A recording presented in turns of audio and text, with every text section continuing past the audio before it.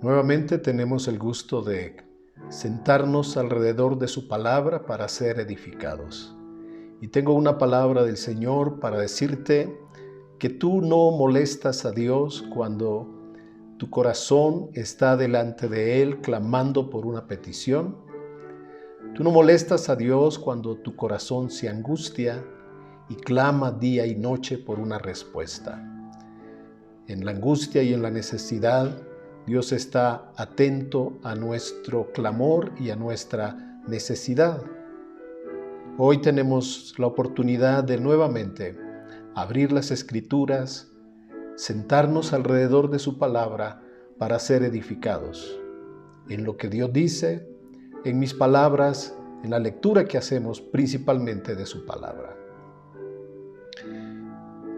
Quiero compartir con ustedes algo que a través de los años he visto que algunas personas sienten en su corazón de una manera muy suave, de una manera a veces imperceptible, pero piensan que estarán cansando a Dios o molestando a Dios con sus oraciones, con sus peticiones, y algunos no se atreven a hacerlo.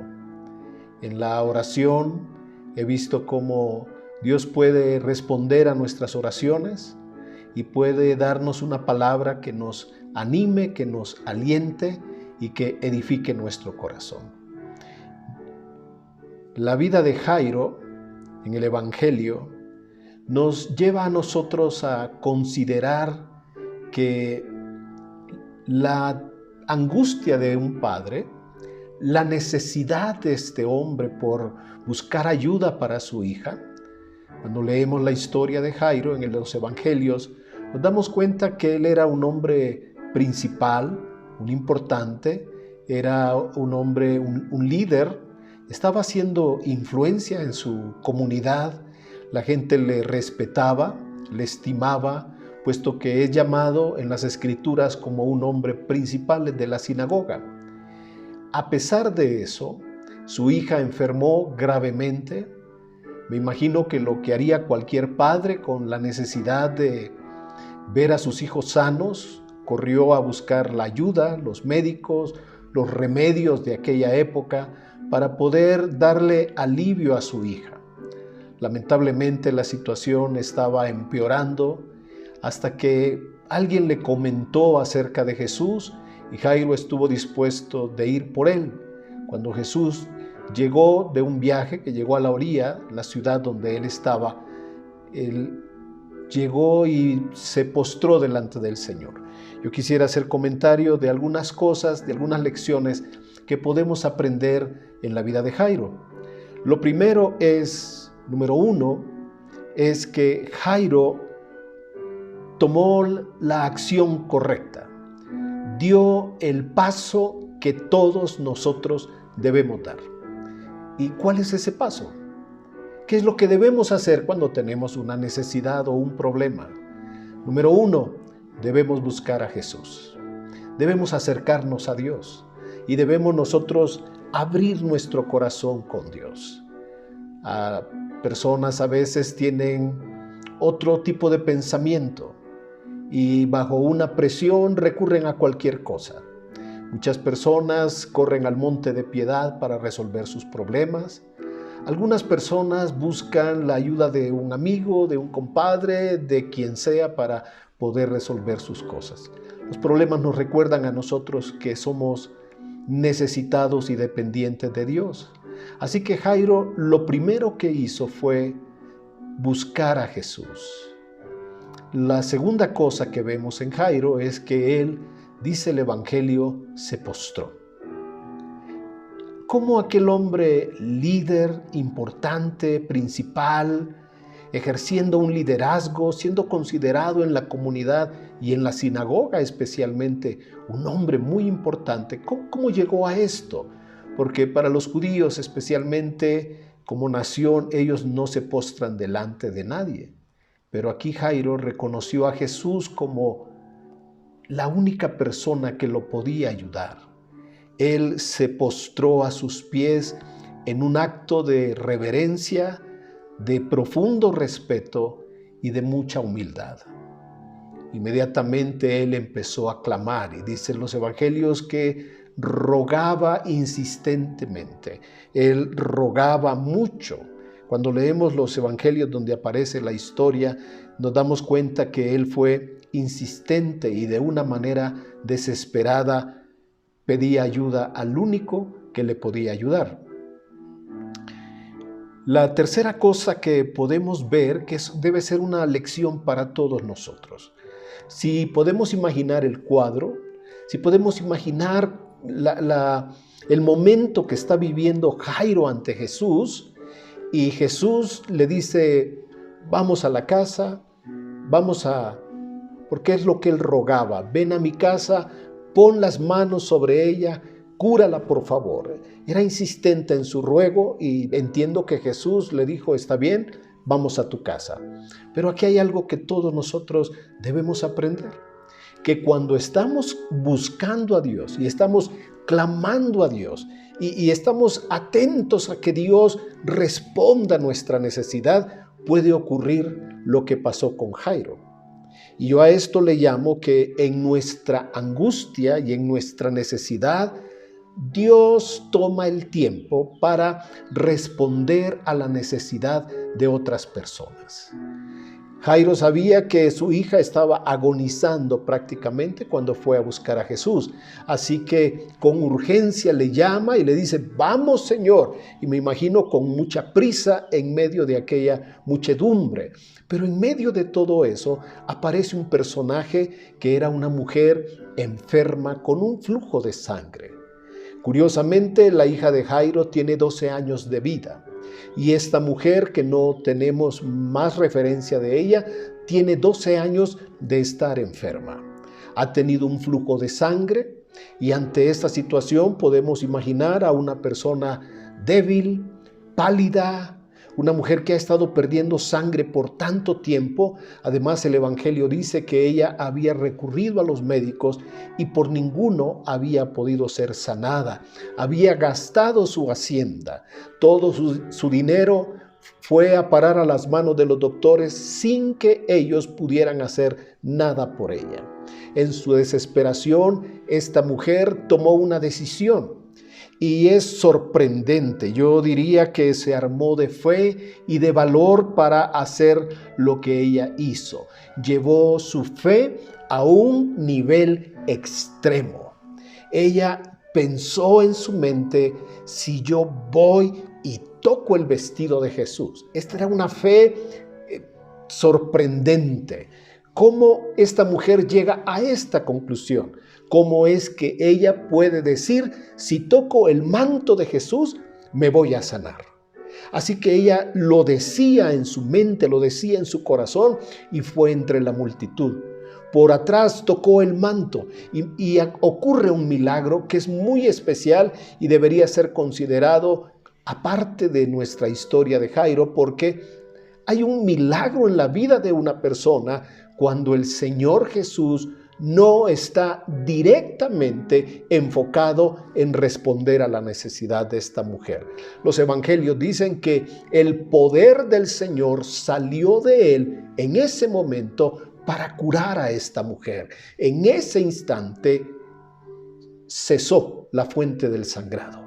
Ella se dio cuenta que estaba sana completamente, pero también el Señor se dio cuenta. Y en ese instante el Señor se detiene, toda aquella gente se detiene con el Señor y Él empieza a preguntar, ¿quién me ha tocado?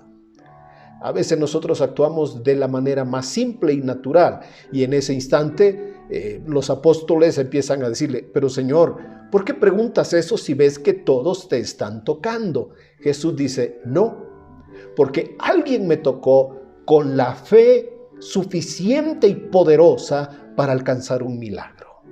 Mucha gente lo tocaba. Ellos están conscientes, mucha gente lo tocaba, pero ninguno recibió nada a excepción de esta mujer que tocó el manto del Señor con todo su corazón y con la plena seguridad de que Dios iba a hacer un milagro. No hay en los anales de la historia de Israel algo que pudiera decir que a través de este procedimiento, tocando el vestido de alguien, se pudiera curar.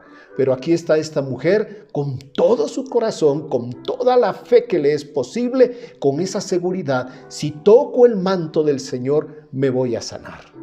Jesús detiene todo aquello, llama a la persona y dice: ¿quién me tocó? Y la mujer se da cuenta que no ha pasado inadvertida y empieza a relatar su historia. Creo que todas las personas están maravilladas y están contentos y están disfrutando ese momento. Algunos que la conocían podían decir: gracias a Dios que nuestra amiga, nuestra vecina ha sido sanada. Gracias a Dios por este milagro. La mujer contó: 12 años, fui a los médicos, me dieron esto, tomé esto, perdí mi hacienda y ahora, tocando tu manto, Señor, tú me has sanado. Creo que la única persona que no está disfrutando ese momento es Jairo, porque él está angustiado pensando en su hija. Él sabía que eran los últimos momentos de su hija y ahora, en medio de esta situación, llega alguien para dar una noticia. Esto nos lleva al cuarto punto que estamos estudiando con Jairo. Lo que tememos puede ocurrir. Me imagino que Jairo, con la angustia de su corazón, en la desesperación, hablando con su esposa, debió haberle dicho algo como esto: voy a buscar a Jesús, Él es la única esperanza. En el pueblo dicen que Él acaba de llegar, voy a ir a buscarlo. Así que él sale precipitadamente. Entiende que los minutos y los segundos son sumamente importantes porque su hija está agonizando. Cuando encuentra al Señor y explica toda esta situación y el Señor dice: vamos, ocurre lo de la mujer. Quiere decir, Dios en medio de nuestra necesidad puede ayudar a otras personas. Y ahora lo que Jairo temía, la angustia de cualquier padre, pensar que su hijo o su hija va a morir. En este caso, la Biblia nos dice que era hija única, una niña de 12 años, una niña empezando a crecer en la vida, con muchas ilusiones por delante, y de repente la enfermedad, de repente se agrava la enfermedad, y lo que hace una semana no parecía, ahora es de vida o de muerte. Jairo está angustiado, tratando tal vez de decirle: Señor, vamos a mi casa, y llega la noticia. Una persona, quizá sin tacto diríamos, le habla a Jairo y le da esa noticia que nadie quisiera escuchar. Le dice: tu hija ha muerto, ¿para qué molestas aún al maestro? En este punto quiero recordar lo que dice el libro de los Proverbios, capítulo 29, verso 25. Dice: el temor del hombre es un lazo, pero el que confía en el Señor estará seguro. El temor es una trampa, el temor es un lazo.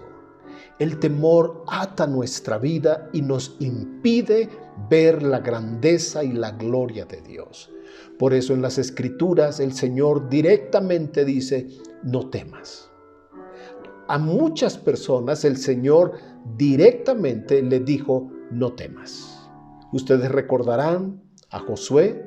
El Señor le dice: no temas, no desmayes, porque yo estoy contigo. A través de Isaías, el Señor dice: no temas, porque yo estoy contigo. Y ahora el Señor, lo primero que le dice a Jairo es: no temas. Jairo está impactado por la noticia. Me imagino que oír algo así lo quebranta a las personas, los quiebra, los hace derrumbarse. Cuando Jesús escucha aquellas palabras: tu hija ha muerto, ¿para qué molestas aún al maestro? Pero Jesús le responde y le dice a Jairo, no temas, cree solamente. No temas, cree solamente. Y entiendo que esas palabras fueron como un fuego en su corazón. Le devolvieron la vida, le dieron fuerzas a sus rodillas, a su cuerpo, y se animó para llevar a Jesús hasta su hogar. El temor no es el mejor compañero para nosotros. No temas. Pase lo que pase en las Escrituras, siempre hay una palabra que nos dice, no temas. El temor no viene del Señor. El temor no es un mensajero del Señor. Las Escrituras nos dicen, nos recuerdan que Dios no nos ha dado un espíritu de temor, sino de poder, de amor y de dominio propio. No temas. Y esto nos lleva al punto 5. ¿Cómo las palabras que nosotros hablamos revelan lo que hay en nuestro corazón? Analizando esta expresión, 10 palabras. Tu hija ha muerto. ¿Para qué molestas aún al maestro? Entiendo que esa persona quizás podía tener un rango de igual autoridad, o pudiera haber sido una persona mayor para que le pudiera hablar a este hombre que está desesperado por su hija de esta manera. La noticia hubiera sido suficiente. Jairo, tu hija falleció. Y yo entiendo que no todas las personas tienen la prudencia o la sabiduría para saber hablar. Porque si la noticia es sumamente dolorosa, si la noticia es suficiente para derribar el corazón de un padre, ¿por qué añadir estas palabras como ¿para qué molestas aún al maestro? Y de ahí es donde surge este pensamiento, como algunas personas creen que al orar o al pedir algo a Dios lo pueden molestar. Yo veo que este hombre no es una mala persona. Leyendo los evangelios, y en Lucas especialmente, dice que vino uno. O sea, era un hombre, quizás por más veloz, quizás por tener más fuerza, más energía para llegar pronto. Es un hombre el que llega, y un hombre con suficiente autoridad de edad para hablarle a Jairo de esta manera. No sabemos quién es, pero es una persona que en su forma de hablar revela esa manera de pensar que a veces nosotros podemos tener. Dice aquí, no creo, dice que es una persona mala, no es una persona que está tratando de humillar a Jairo.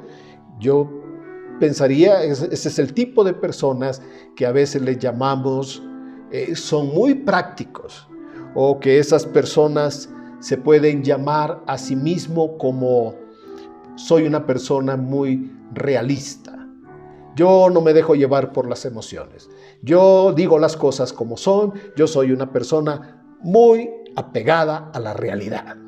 Son quizás las personas que constantemente le están diciendo a otros, ubícate, agarra la onda, ubícate, mira lo que está pasando, entonces ubícate.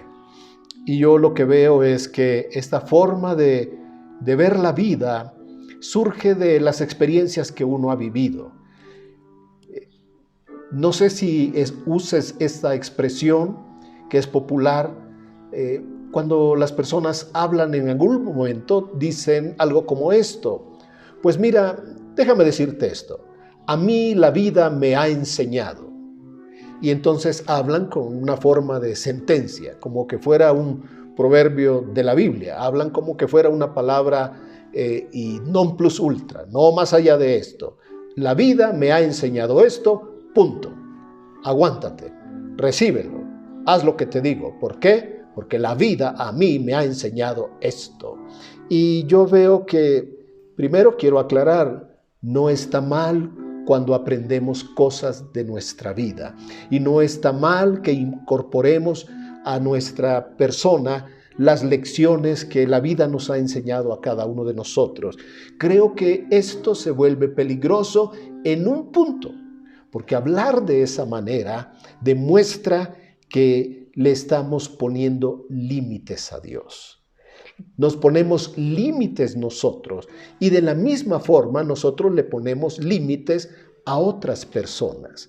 Pero principalmente, y esto es lo más peligroso, que esta forma de pensar pone límites para Dios. Y no es algo que yo estoy inventando.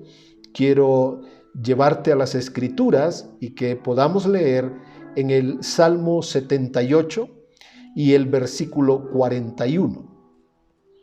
Yo lo he buscado en la versión que se conoce como la versión antigua, que es conocida también como la de 1909.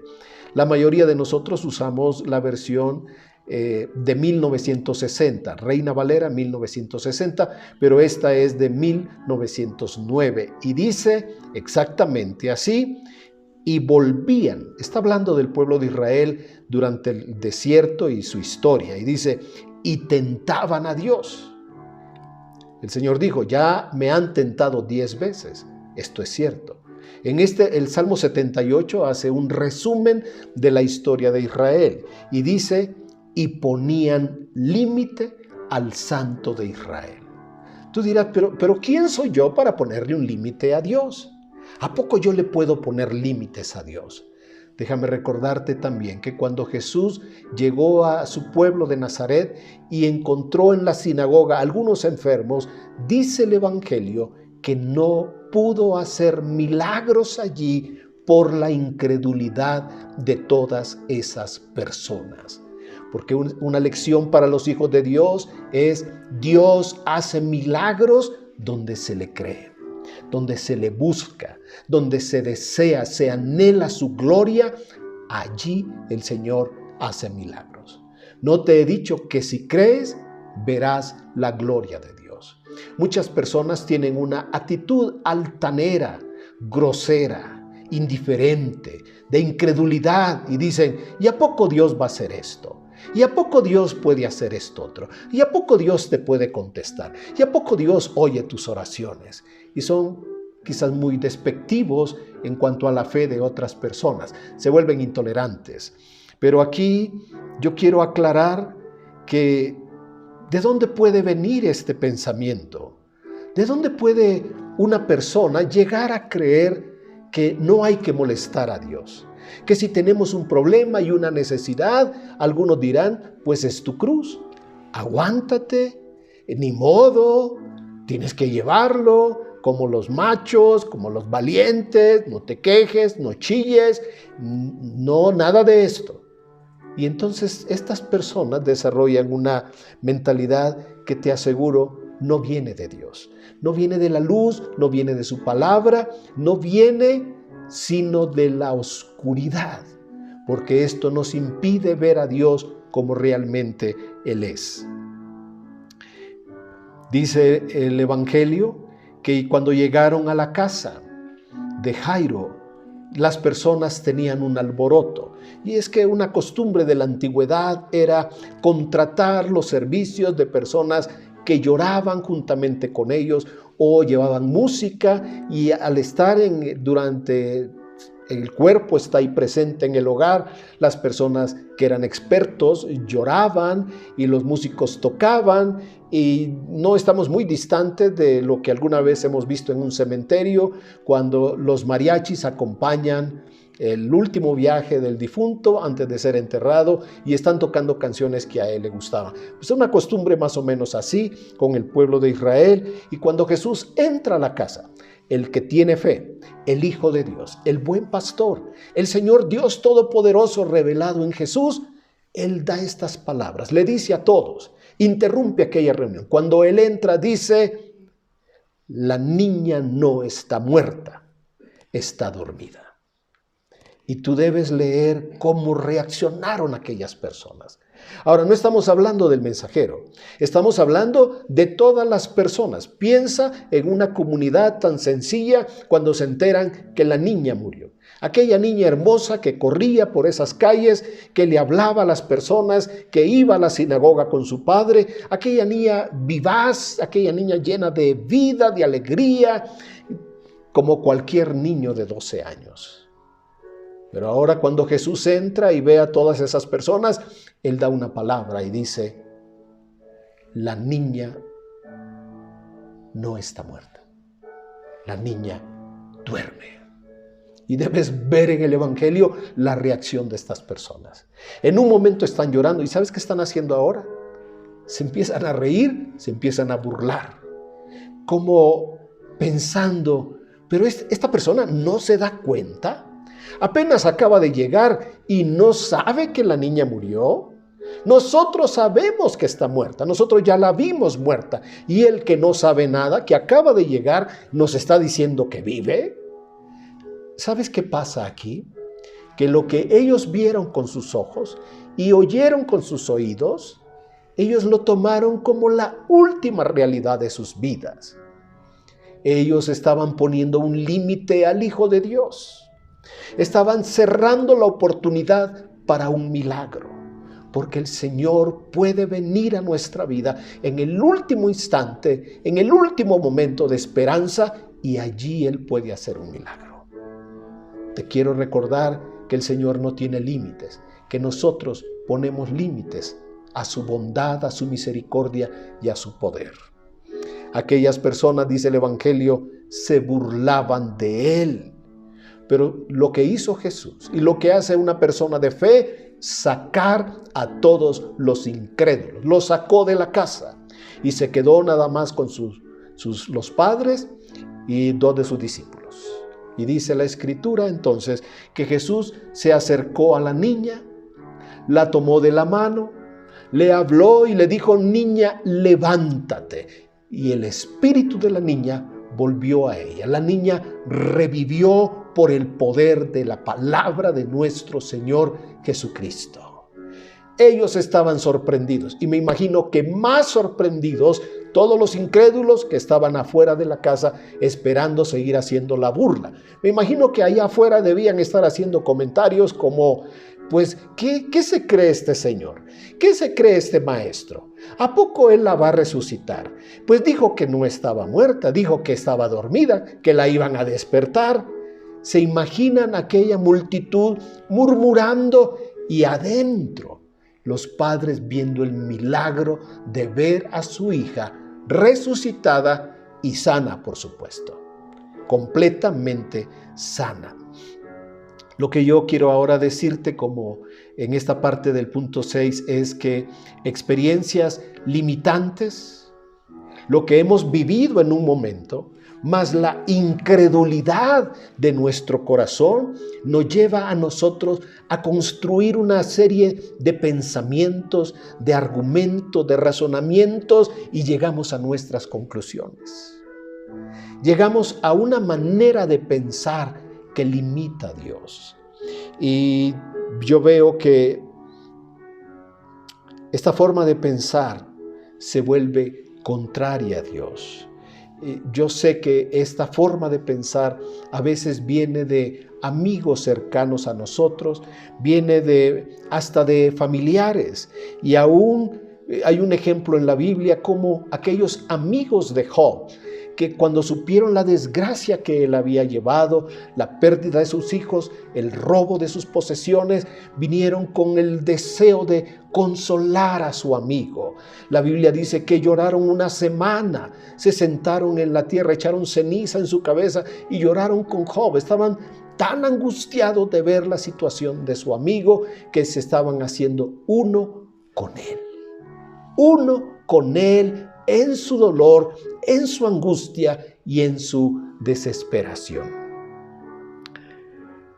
Pero estos amigos, con el paso del tiempo, ellos empezaron a pensar Si Job ha sufrido todo esto es porque él hizo algo que merece este castigo. Así que lejos de consolarlo, de animarlo, de ayudarlo, de apoyarlo, terminaron siendo jueces y verdugos de Job. Comenzaron a acusarlo, empezaron a desarrollar pensamientos para señalarlo como responsable de toda aquella desgracia. Porque nuestras experiencias, esas experiencias de la vida que nos marcan, esas experiencias que nos ponen como un hierro candente en nuestro corazón y dejan una cicatriz profunda, se vuelve la luz de un camino de oscuridad. Esas experiencias de la vida hacen que nosotros dependamos de nuestra experiencia. Esta viene a ser la más grande fuerza de nuestra vida, nuestra experiencia. Pero si a eso añadimos, la incredulidad, no solo ya lo vivimos, ya lo experimentamos, ahora empezamos a tener pensamientos de incredulidad. ¿Cómo Dios va a hacer esto? Eso fue lo que tuvo Israel. ¿A poco Dios nos puede dar carne? ¿A poco Dios nos va a hacer esto? ¿A poco Dios va a hacer esto? Y entonces empezamos a argumentar contra Dios. Estos pensamientos, quiero asegurarte, no vienen de Dios, no vienen de su palabra. Alguien los está sembrando en nuestra mente. Alguien está tratando de que nosotros levantemos en nuestra mente pensamientos contrarios a Dios, que nos alejan de Dios y no nos permiten disfrutar todas las bendiciones que Dios nos quiere dar. Yo creo que esas personas que piensan así tienen un conflicto en su vida, están lejos de Dios. Creo que principalmente se han alejado de Dios, no tienen una buena relación con Dios, no tienen una buena comunión con Dios y están siempre pensando de una manera que los aleja de Dios. Y quizás en el fondo, voy a quitar quizás, porque esto creo que es así. Una persona que piensa de esta manera no se siente amada por Dios, no se siente valorada, no se siente apreciada, no se siente digna de recibir una respuesta. No digo que no oren, porque seguro que oran, hasta pueden ayunar, pero en el fondo de su corazón sienten que no merecen esa respuesta de parte de Dios. Y esto nos lleva de estudiar estos aspectos en la vida de Jairo a un segundo punto importante, que es la necesidad que tenemos nosotros de conocer la verdad. No es la verdad que la vida o el mundo nos ha enseñado. No la verdad que se aprende en una cantina con unos mariachis que nos dicen que la vida es rodar y rodar y sufrir. No es ahí donde nuestra vida va a ser formada. No es en esos lugares, ni es con la influencia del mundo que nuestra vida va a crecer delante de Dios. Seremos realmente fortalecidos, bendecidos, cuando venimos a la palabra de Dios. Porque número uno, la palabra de Dios es poderosa y nos liberta. Jesús dijo: conoceréis la verdad y la verdad los va a hacer libres. La palabra de Dios es poderosa porque renueva nuestra vida, renueva nuestros pensamientos, renueva nuestra manera de ver la vida y de ver el mundo. Deberíamos decir, en el mundo dicen esto, pero Dios dice esto. En el mundo dicen, el que espera desespera, pero Dios dice que los que esperan tendrán nuevas fuerzas. Tendremos nuevas fuerzas para seguir avanzando en este día a día que Dios nos permite a nosotros. Y número 3, Dios transforma la manera que percibimos el mundo. La manera en que nosotros vemos nuestra realidad es renovada y es transformada. Podemos ver destrucción, muerte y angustia y desesperación, pero la Escritura dice que este cuerpo mortal se puede perder, puede desaparecer, pero tenemos un tabernáculo en Dios, el cual no va a desaparecer. Nuestra casa puede ser muy humilde y muy sencilla, pero tenemos una morada con Él. El mundo nos puede ver rechazados, El mundo nos puede decir que somos ignorantes por creer en Jesús, pero esta es la sabiduría que Dios nos ha dado a nosotros, que supera, porque la insensatez del mundo, esa insensatez de rechazar a Dios, es locura. Para nosotros creer en Cristo puede ser considerado locura, pero para nosotros el vivir es Cristo y morir es ganancia. Y quiero decirte también como una manera de un ejemplo. Quiero, por favor, únete conmigo y hagamos este ejemplo. Si por alguna razón nosotros hubiéramos sido compañeros de cárcel de José, el hijo de Jacob, y ese muchacho tan buena persona, ese muchacho tan hábil, tan lleno de vida, con un futuro brillante, con una familia de mucha riqueza, de mucha posición, y de repente lo pierde todo. Sus propios hermanos lo venden. Lo compra un hombre y lo pone de esclavo. Dios lo bendice y empieza todo aquello a prosperar. Pero ya sabemos esa historia, nos la brincamos en este momento. La mujer se enamora, él no accede, termina en la cárcel. Y si aquí está nuestro compañero de celda, que lo único que nos está contando son las desgracias que ha sufrido. Viene de una familia hermosa, con un padre que lo ama, un padre que le ha hecho una túnica especial, heredero de una gran riqueza, y de la noche a la mañana está a punto de perder la vida y ahora es un esclavo, y no solamente un esclavo, ahora está en la cárcel. Y piensa esto, está a tu lado. Tú estás con él compartiendo la cárcel. Y aquí va el ejemplo. Él te cuenta los sueños. Él te dice que vio la mano de Dios mostrándole cómo se arrodillaban delante de él, pero él está en la cárcel. Pero él es un esclavo, él es un prisionero. ¿Qué le podría decir a un hombre que en la cárcel te cuenta sus sueños? A un hombre que anhela, que confía el cumplimiento de aquellos sueños porque él sabe que venían de Dios. ¿Qué le diría a la mayoría de las personas? ¿No le han dicho a José el soñador? ¿No se burlaron de él? ¿No dijeron sus propios hermanos, a ver dónde termina este con todos sus sueños? ¿Qué le diríamos nosotros a José en la cárcel? ¿Creeríamos en sus sueños? ¿Estaríamos dispuestos de acompañarlo en esta aventura? A esperar y decirle, amigo, yo le voy a pedir a Dios que cumpla ese sueño en tu vida. Amigo, yo sé que tú lo vas a ver. O le diríamos, sí, hombre, bájale, ubícate, mira dónde estás. Eres un esclavo, aquí vas a morir. Ahí es donde aparecen las personas que tienen fe y los que no tienen fe. Aquellos que por la dureza de las experiencias, el dolor y el sufrimiento que han vivido, se vuelven incrédulos. Y aquellos que están razonando de esta manera, que se vuelven cada vez más incrédulos y alejados de Dios. Pero yo quisiera compartir algunas verdades contigo. Verdades que son eternas, que están en la palabra y que alimentan nuestro corazón.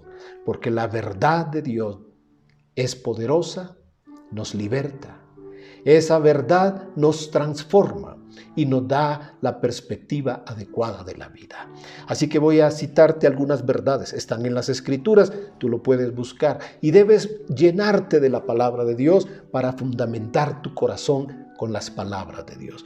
Número 1, la gran verdad de toda la Biblia. Dios nos ama con un amor eterno.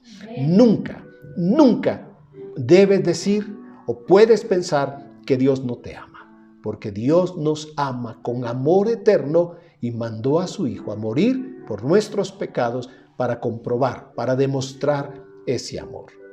Número 2, Él está presente con nosotros. Nunca nos ha dejado, nunca nos ha abandonado. Él está con nosotros. Y si estás pasando una situación difícil, no dudes que Dios está contigo. Y que a todo esto Él le sacará un provecho mayor. Número 3, quiero decirte que Él no se molesta porque nosotros le pidamos una y otra vez sobre la misma petición. Dios no se va a cansar de nosotros. Número 4, Dios no se va a cansar. No va a llegar un punto que Dios diga, ya no me pidas, ya no digas esto. Porque Él conoce nuestra condición, dice el Salmo 103, y se acuerda que somos polvo. Bueno, habrá una ocasión especial. Tú dirás, bueno, Pablo dijo 3 veces, quítame este aguijón. 3 veces. Dios sabe cómo tratar con cada uno de nosotros y no estamos a esa altura y a ese nivel del apóstol Pablo. Número 5. Quiero decirte que Dios no está molesto contigo ni se molesta porque tú pidas una y otra vez. Jairo rogó una y otra vez y no vio respuesta. Rogó una y otra vez mientras miraba que su hija estaba a punto de fallecer. Salió corriendo rogando a Dios que encontrara a Jesús y Él hiciera el milagro. Quiero decirte también que nadie puede impedir que el Señor cumpla sus propósitos en tu vida. Este es número 6. Nadie puede impedir que Dios cumpla sus propósitos en tu vida. Número 7. Nada puede impedir que el amor de Dios te cubra, así como la nube cubrió a Israel. Dios, en su infinita bondad y misericordia, está cubriendo tu vida. Es como esa nube que protegía al pueblo de Israel de día y de noche. Así su amor te está cubriendo. Número 8. Decide no ponerle límites a Dios. Esta debe ser la verdad de tu vida. No le pongas límites a Dios. No lo cuestiones. No digas lo que Él puede y lo que no puede hacer. No pongas límites a Dios. Y número 9. El favor y el poder de Dios están para los que creen. Así es. Tú debes repetirlo en tu corazón. La gloria de Dios se manifiesta donde se le cree, donde se le anhela, donde se desea a Dios. Allí su presencia manifestará su gloria, su poder a favor de los que le invocan. Y en conclusión de todo lo que estamos diciendo, hay un pasaje en el Evangelio de Lucas, en el capítulo 11, donde Jesús comenzó a hablar del Padre Nuestro. Los discípulos dijeron, Señor, enséñanos a orar. Entonces Él les enseñó, Lucas lo está narrando de esta manera, les enseñó lo que nosotros conocemos como el Padre Nuestro. Pero ¿sabes qué dijo inmediatamente? Y esto es maravilloso, esto es asombroso lo que hizo el Señor, porque lo llevó a un terreno práctico. Puso un ejemplo y voy a leer a partir del versículo 5, donde dice Jesús, yo estoy leyendo la versión Biblia de las Américas, donde dice, supongamos que uno de ustedes tiene un amigo y va a él a medianoche y le dice, toca tu puerta y dice, amigo, préstame 3 panes, porque tengo un amigo mío que ha llegado de viaje a mi casa y no tengo nada que ofrecerle. Alguno dirá, bueno, la lección aquí es que no te lo acabes todo en la cena. Pero esa no es la lección. No tengo que ponerle, no tengo que darle. Nos lo comimos todo anoche. A la medianoche tocan la puerta y dice, por favor, socórreme. Hay alguien que tiene hambre, ha viajado todo el día y la noche y debo darle de comer y no tengo nada que hacer. Y dice, no tengo nada que ofrecerle. Y la otra persona, el Señor narra que le responde desde adentro y le dice, no me molestes.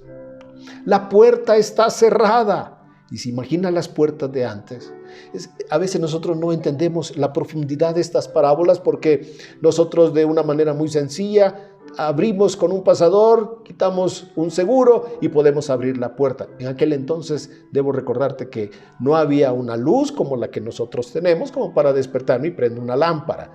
No había una linterna. Quizás habría que haber hecho fuego, o si tenían una chimenea, tomar el fuego de ahí, etc. No eran las circunstancias con las que nosotros estamos familiarizados. Entonces dice, no me molestes, la puerta está cerrada, mis hijos y yo estamos acostados Y dice esto: no puedo levantarme para darte nada.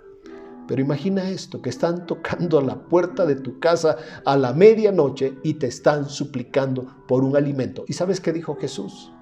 Escucha bien estas palabras, debemos leerlas en el versículo 8. El Señor dijo esto: os digo que aunque no se levante a darle algo por ser su amigo, no obstante, por su importunidad se levantará y le dará cuanto necesite. Yo creo que a esas horas dirá: mira, y llévate un poquito de azúcar, y sabes que aquí está un poco de mantequilla, y toma este queso y no me vuelvas a molestar. Quizás después de esto le quite la amistad por un tiempo. Inmediatamente el Señor siguió diciendo: y yo os digo, enseñó el Padre Nuestro, dio este ejemplo, contó como un hombre a la medianoche busca la ayuda de su amigo y se la dan no tanto por la amistad, sino por la hora, lo importuno de la hora, la molestia de ser perturbados a medianoche por la necesidad de una persona. Y inmediatamente el Señor sigue diciendo: y yo os digo, enseñó el Padre Nuestro, cuenta esta historia: y yo os digo, pedid y se os dará, buscad y hallaréis, llamad y se os abrirá. Porque todo el que pide, recibe, y el que busca, halla, y al que llama, se le abrirá. ¿Ves que el Señor deja abierta la puerta para la gloria de Dios? Nos enseña que podemos orar, que a veces de una manera que sea insistente, de una manera inoportuna, pero al estar clamando delante del Señor, Él dará respuesta. Lucas 18 habla del juez injusto que dice: para que esta mujer no me canse, le haré justicia. Y era la insistencia, la persistencia de esta persona orando, clamando, pidiendo justicia, que mueve. ¿Cuánto más? La mano de Dios se mueve por la fe y la confianza de los que le creen y le aman. Esta historia no solamente es una historia. No la tomes como una historia antes de ir a dormir. No se lo leas nada más a un niño como una historia. Mira lo que pasó. Porque este relato que está registrado en los evangelios nos muestra los milagros, las maravillas que Dios puede hacer en favor de sus hijos. Estas historias nos inspiran porque la fe viene por oír la palabra de Dios. Estas historias nos animan, leer, reflexionar, imaginar esta imagen de Jairo con su hija y el milagro de Jesús nos inspira y también nos enseña. Por un lado nos anima, es lo que pasa en mi corazón. Me siento animado, fortalecido leyendo las Escrituras. No importa lo que pase, estas palabras nos animan, nos alientan y fortalecen nuestro corazón. Pero también en estas palabras hay una gran enseñanza. En cada circunstancia Dios nos puede enseñar. ¿Te recuerdas lo que le dijo Dios a Jeremías? Casi todas las personas, y me imagino que tú eres uno de ellos, y si abres tu Biblia, la tienes abierta ahora mismo, y leemos en el en Jeremías 33:3, tú vas a decir: oh, pastor, yo tengo marcado ese versículo, Dios me ha hablado en ese versículo. Lo que la gente nos lee es lo que está al principio, que Jeremías estaba en la cárcel. Y que era esta una vez más que Jeremías está clamando al Señor y le está pidiendo: sácame de la cárcel. Pero ¿qué le responde el Señor? El Señor le dice: Jeremías, clama a mí y yo te enseñaré cosas que tú no sabes. Te voy a responder y te voy a enseñar. Hay 3 acciones aquí. Clama a mí, yo te responderé. Y número 3, te enseñaré cosas grandes y ocultas que tú no sabes. La versión Biblia de las Américas dice: clama a mí y yo te responderé y te revelaré cosas grandes e inaccesibles que tú no conoces. ¿Sabes qué tienen las Escrituras?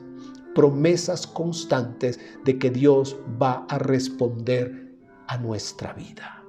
Que Dios tendrá para nosotros una respuesta del cielo. Malaquías habla que los cielos se abren, que hay ventanas en los cielos para derramar bendición hasta que sobreabunde.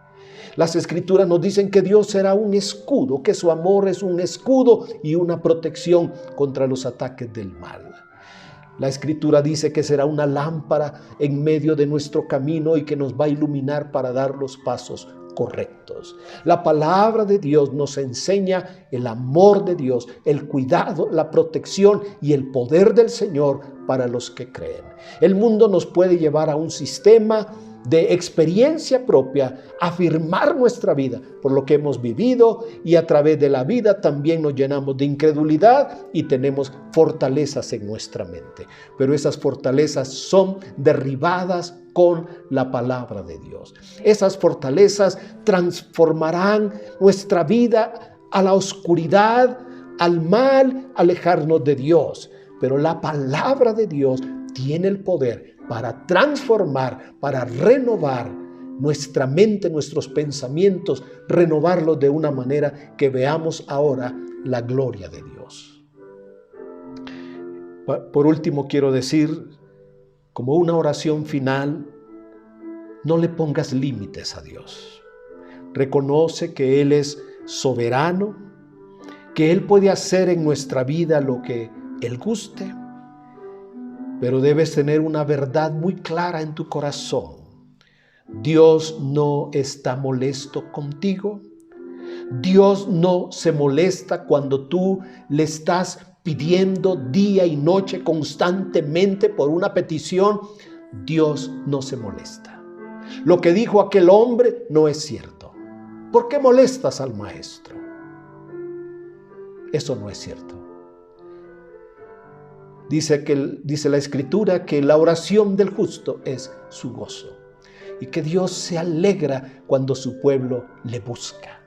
Así que te animo que nosotros creamos, quitemos, erradiquemos de nuestra mente las mentiras que nos alejan de Dios. La angustia que nos puede venir por pensar que Dios no está con nosotros o que no contesta nuestra oración. Te recuerdo estas palabras. Tú no molestas al Señor. Tú no molestas cuando de día y de noche clamas al Señor pidiendo por un milagro en tu vida. Creo que Dios hará eso y según su palabra hará más de lo que pedimos y de lo que entendemos. Te invito a orar. Cualquier pensamiento en tu corazón contrario a estas verdades, reconócelo, deséchalo de tu vida y afírmate con esta verdad en tu corazón. El Señor me ama, Él está conmigo, Él es mi buen pastor, Él está conmigo aún en la angustia, Él me guiará, Él me llevará, Él pondrá aceite fresco en mi corazón, en mi cabeza, Él me ungirá, yo estaré en la casa del Señor el resto de mi vida, por la eternidad. Entonces te invito que oremos, recordándote las palabras que le dijo Jesús a la hermana de Lázaro. Cuando ella reclamó, ¿por qué no estás aquí, Señor? ¿Por qué no viniste? Si hubieras estado aquí, si hubieras. ¿Cuántas veces usamos esa palabra? Y recordemos lo que dijo Jesús. No te he dicho, esto ya lo había dicho antes, que si crees, verás la gloria de Dios. Anhelo con todo mi corazón que tú y yo veamos la gloria de Dios en cada una de nuestras necesidades y le demos honor y gloria por cada una de sus respuestas. Te invito que oremos en el nombre de Jesús. Señor,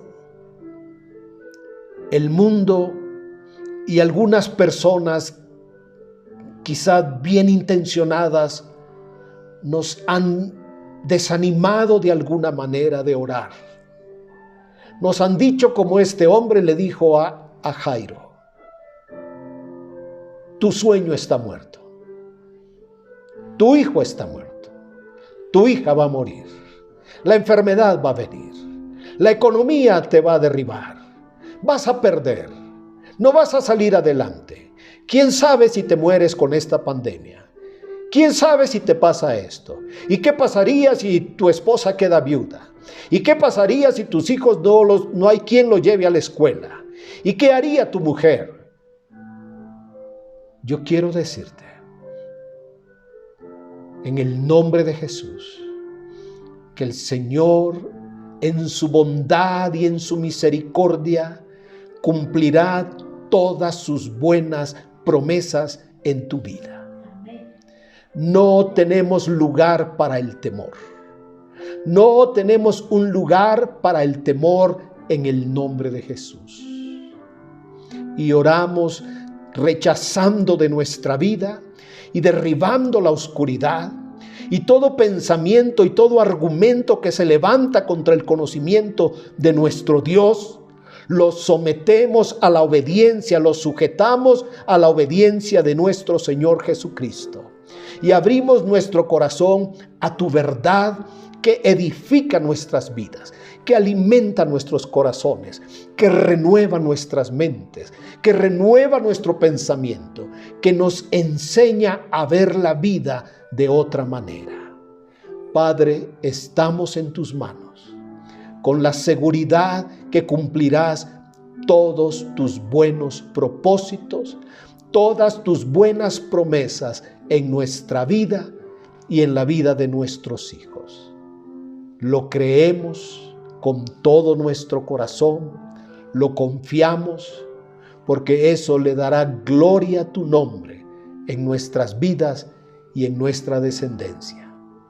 Lo pedimos en el nombre de Jesús y lo pedimos para tu gloria. Y todos decimos amén. Amén. Amén. Así sea, en el nombre de Jesús. Y no queremos que este día pase desapercibido para todos aquellos varones que tienen el privilegio de haber sido padres delante del Señor, de engendrar hijos, especialmente ahora con el entendimiento que levantamos una generación para Dios. Y quisiera unirme a todos ustedes para darle gracias a Dios, para reconocer esa bondad, ese enorme privilegio y a la vez una gran responsabilidad. Pero hoy recordamos que su palabra dice que Él volverá nuestros corazones hacia los hijos y volverá el corazón de los hijos hacia nosotros. Y queremos invocar el nombre del Señor sobre cada uno de ustedes que son padres, que han tenido este enorme privilegio delante del Señor, recordando sus promesas, recordando que los hijos son flechas en nuestra mano, que serán lanzadas por el poder del Espíritu Santo, y que nosotros somos esos instrumentos que hoy estamos construyendo, afirmando los propósitos de Dios en sus vidas, recordando el propósito de Dios para ellos, las razones por las que nacieron. Así que no nos cansamos de decir de día y de noche cuál es tu responsabilidad delante del Señor. Cuando entras a la casa y cuando sales, cuando vamos en el camino, en cada circunstancia de la vida, debo recordarte el propósito de Dios, la razón por la cual naciste para los propósitos de Dios. Entonces quisiera orar juntamente con ustedes y pedir al Señor que nos bendiga como padres y tengamos la ayuda, la asistencia, la sabiduría del Espíritu Santo para saber guiarles en la voluntad del Señor. Padre, en esta hora invocamos tu nombre y clamamos por cada varón que ha engendrado hijos para ti, Señor. Que ahora sabemos con claridad, nacieron para tu voluntad. Nacieron para cumplir tus propósitos.